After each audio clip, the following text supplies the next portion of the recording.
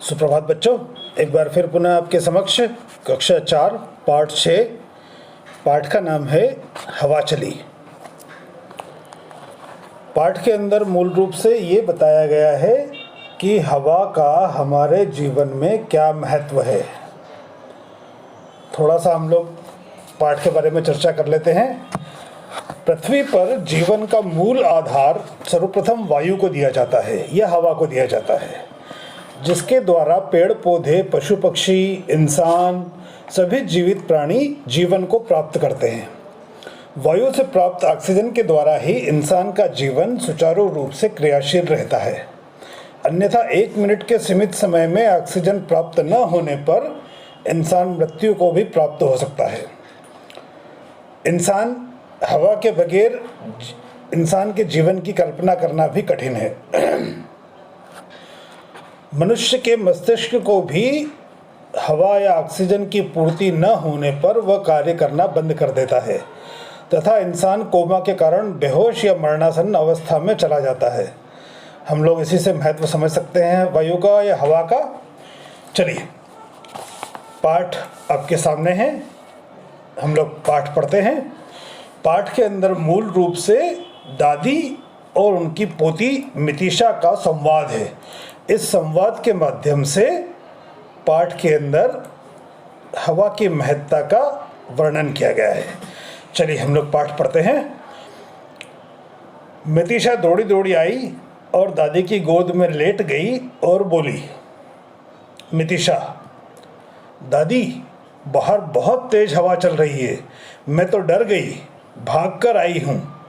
देखिए, दरवाजे और खिड़कियाँ बार बार फटाक फटाक कर रहे हैं। जब हमने देखा है जब बहुत तेज़ हवा चलती है तो हमारे घर के खिड़की दरवाजे ज़ोर ज़ोर से आवाज़ करके बजने लगते हैं। वही चीज़ मितिशा अपनी दादी को बता रही है कि देखिए, बहुत तेज़ हवा चल रही है, मैं डर गई हूँ, दरवाजे और खिड़कियाँ बार बार आवाज़ करके बज रहे हैं। दादी ने कहा, हाँ बेटा, उठ, जल्दी से खिड़की बंद कर, नहीं तो शीशे टूट जाएंगे। मतलब खिड़की के शीशे तेज हवा चलने के कारण जो खिड़कियां बज रही है, उन बजने के कारण शीशे टूट जाएंगे। तब मितिशा ने अपनी दादी से कहा, जाती हूँ दादी, पर दादी यह तो बताओ कि कभी तो हवा इतनी तेज चलती है और कभी बिल्कुल नहीं चलती। इनको एक जैसा चलते रहने का उपाय नहीं सिखाया जा सकता? तब दादी ने कहा, बेटा, यह तो प्राकृतिक संपदा है। प्राकृतिक संपदा मतलब प्रकृति के द्वारा दिया हुआ धन है। संपदा मतलब धन। यह प्रकृति द्वारा दिया गया वरदान है। ईश्वर ने यदि इस धरती पर हवा, पानी, सूरज का प्रकाश और चांद की शीतलता न दी होती तो यहाँ कोई भी प्राणी जीवित न रह पाता। दादी ने हवा का महत्व बताते हुए ये समझाया मितिशा को कि हवा एक प्राकृतिक संपदा है, ईश्वर प्रदत्त वरदान है। यदि इस धरती पर हवा, सूरज का प्रकाश, पानी, चांद की शीतलता ये सब नहीं होती तो शायद इस धरती पर मनुष्य का जीवित रहना संभव न हो पाता। पाठ के अंदर दादी अपनी जो पोती है मितिशा, उसको हवा के गुण और उसकी उपयोगिता से परिचित करवा रही है। पाठ का पहला पृष्ठ यहाँ पर समाप्त होता है। आइए हम लोग दूसरे पृष्ठ पर चलते हैं। पृष्ठ क्रमांक 40। अगला पृष्ठ, जीवन संभव न रह पाता। ये सब हमारे वश में नहीं रह सकते, किंतु हमारा जीवन इन्हीं से है।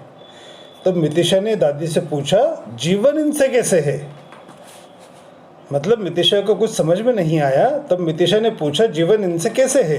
तब दादी ने समझाते हुए कहा, रानी बिटिया, यदि हवा न मिली तो हम सांस कैसे लेंगे? सांस के द्वारा हमारा शरीर में ऑक्सीजन जाती है, जिसके द्वारा हम जीवित रहते हैं। जहाँ ऑक्सीजन नहीं मिलती वहाँ सांस लेने में कठिनाई हो जाती है। तुम्हें याद है ना, जब हम शिमला गए थे तो वहाँ की ऊंची ऊंची पहाड़ियों पर चढ़ते समय जल्दी जल्दी सांस लेना पड़ती थी। तब मितिशा ने कहा, दादी, दादाजी और आप तो सबसे पीछे रह गए थे और थक भी गए थे, क्या इसलिए थक गए थे? तब दादी ने कहा, हाँ बेटा, अधिक ऊंचाई पर हवा में ऑक्सीजन कम होती है, वहाँ चारों ओर शांति होती है, इसीलिए वहाँ हवा की साय साय की आवाज़ भी सुनाई दे जाती है। तब मितिशा ने दादी से कहा, हाँ दादी, जब मैं पटनी टॉप जा रही थी, पटनी टॉप एक जगह का नाम है, जब मैं पटनी टॉप जा रही थी तो सर सर साय साय की आवाज़ से ही डर गई थी। तब मम्मी ने समझाया कि डरो नहीं, यह तो हवा की आवाज़ है। अच्छा दादी, यह भी बताइए कि हवा और क्या काम करती है? तब दादी ने मितिशा को समझाते हुए कहा, अच्छा, इतनी जिज्ञासा है तो मैं सब बताऊंगी। मतलब अगर तुम्हें जानना है, अगर तुम्हारे मन में जिज्ञासा है तो मैं तुम्हें सब बताऊंगी, ध्यान से सुनो। हवा को अग्नि सखी कहते हैं। अग्नि सखी मतलब अग्नि की मित्र। हवा को अग्नि सखी कहते हैं क्योंकि बिना हवा के आग नहीं जल सकती। यह प्रयोग घर पर करके देख लेना कि यदि मोमबत्ती जलाकर उसे जार से या किसी बर्तन से इस प्रकार ढक दो कि हवा अंदर न जाने पाए तो वह आग बुझ जाएगी। ये प्रयोग बच्चों आप भी करके देखिएगा कि क्या आग बिना हवा के जीवित रह सकती है। चलिए आगे पढ़ते हैं। मितिशा ने दादी से कहा, दादी, मैं अभी जाकर यह प्रयोग करूंगी। तब दादी ने कहा, ठहर, पहले मेरी पूरी बात सुन, फिर प्रयोग करना। हवा में बड़ी शक्ति है। साइकिल, मोटरसाइकिल और बस के टायरों में भी हवा से भरी हुई ट्यूब होती है। यदि हवा निकल जाए तो इन सारी गाड़ियों के पहिए चल ही नहीं पाएंगे। हवा ही सागर से बादलों के रूप में नमी लेकर वर्षा करवाती है, जिससे धरती हरी भरी रहती है। तब मितिशा ने कहा दादी से, आप तो बस हवा के गुण बताए जा रही हैं, उसका कोई अवगुण भी तो होगा। बालिका के मन में कुतूहल जागा कि हवा के क्या सभी गुण ही गुण हैं, कोई अवगुण नहीं है? क्या सारे उसके अंदर कोई दोष नहीं है?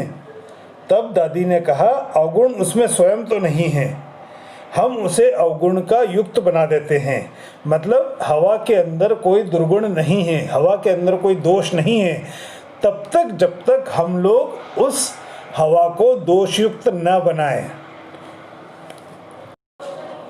वायु में प्रदूषण भी हम लोग मनुष्य स्वयं करता है। वायु को दोषयुक्त बनाने का कार्य मनुष्य स्वयं करता आया है। इसलिए दादी ने कहा कि अवगुण वायु के अंदर स्वयं नहीं है, हम उसे अवगुण युक्त बना देते हैं। तब मितिशा ने दादी से पूछा, कैसे? हम लोग कैसे वायु को दोष युक्त बना देते हैं? कैसे उसके अंदर, वायु के अंदर जो निर्दोष है, हम लोग दोष पैदा कर देते हैं, हम लोग उसके अंदर त्रुटि डाल देते हैं। आइए हम समझते हैं अगले पृष्ठ पर।